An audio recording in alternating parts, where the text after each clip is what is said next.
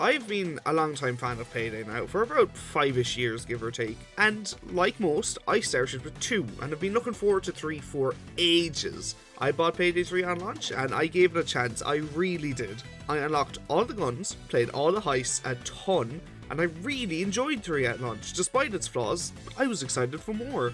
And after an admittedly really long wait, we finally got more in the form of 2 free heists, and they're fantastic. That was an extremely long and extremely radio silent wait, but I can't do anything but commend the team for just being quiet, putting their heads down and working on the game to make it better. But just yesterday, Payday 3 got a brand new update, Syntax Error. And this is the first story update we've gotten since launch, considering the legacy heists were just added for gameplay's sake. And I'm the weirdo who plays Just Cause for the story, so I play Payday for the story too. So imagine my despair when I realised that the DLC pack for DLC 1 is 18 fucking euro. Nah, that's fine. There's no offline lobbies anyway, so I'll just join someone else, I thought to myself. This ain't your granddad's Payday. You can't join Syntax Error lobbies unless you spend a minimum of $10 to buy the DLC yourself. This is so silly. The game's matchmaking hardly already works, and now you want me to spend another $10 to just end up playing solo anyways and lagging? Oh my god. I can't speak on how DLC works in Payday the Heist though, since I unfortunately never went back and played it yet, but I have heard that it's better than 3. Payday 2 allowed you to join any DLC heist at all on crime.net regardless if you owned it or not, and even if you did splash the extra cash to buy a heist, hell, you'd get weapons, clothes, and sometimes characters and perks included for $6. €6.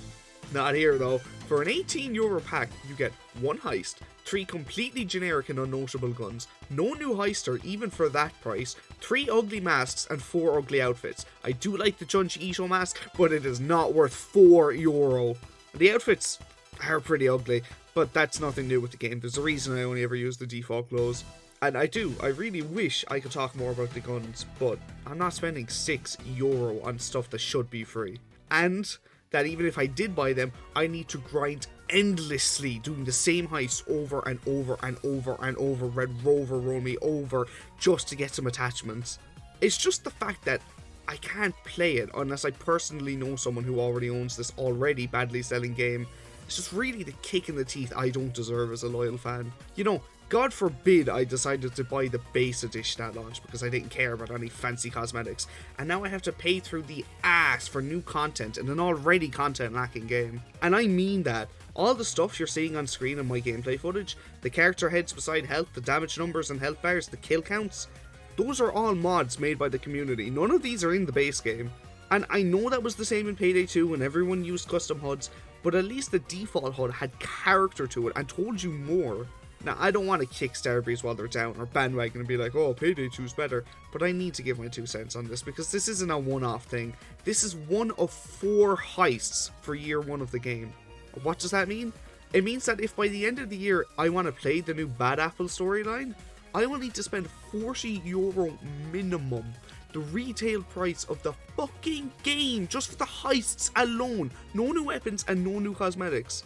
And €72 for all the content. God damn it, man. I know we'll get legacy heists in between for free, but I didn't pay for Payday 3 for Payday 2 but on Unreal Engine. I wanted a new game with new experiences, which the 6 heists at launch mostly gave me. None of the heists at launch actually felt like they could have been just made in 2, but I like the improvements in Murky Station and Cook-Off, to be honest.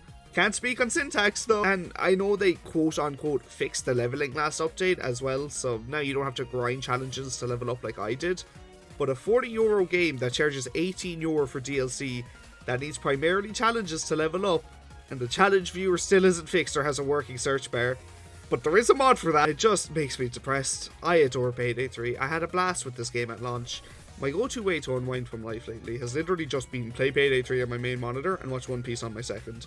And Payday 3 was a ton of fun to be my go-to grind game, but now I'm just genuinely sickened that I can't even play the new heist without shelling $10, which I'm not going to. Please, Starbreeze or Overkill, or whichever multi-million-dollar company who isn't watching this video is in charge, just charge like $10 for the full pack, or just add the weapons and heist for free. Only allow someone to host it if they paid a treat, just like in 2. Just please don't whittle down your community this hard. The game is already bleeding players faster than any other generic PvE shooter, and it is extremely hard to find a full heist unless you're playing the meta grindy heists.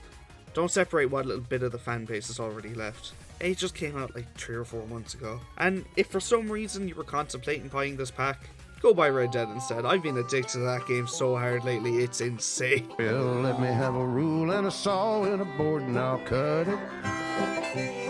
I'll climb up a ladder with a hammer and a nail and I'll nail it.